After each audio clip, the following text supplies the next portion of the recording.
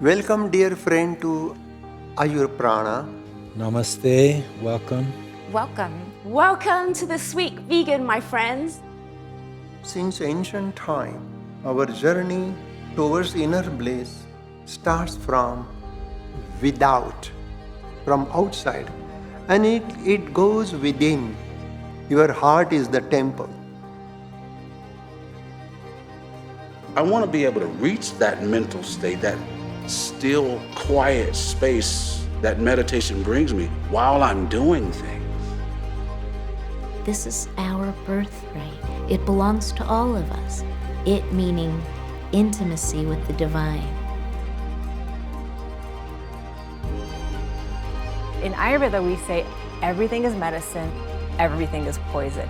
Depends on who the person is, the time of life they're having it, the amount they're having it. We will be able to expand our consciousness. That triggers divine perception. Any ecosystem, you're going to find food, you're going to find tool, you're going to find medicine, you're going to find poison. There are a lot of tangible actions on this earth that prove that life is a miracle, and music is one of the miracles of life. I understood I was doing something that was sacred.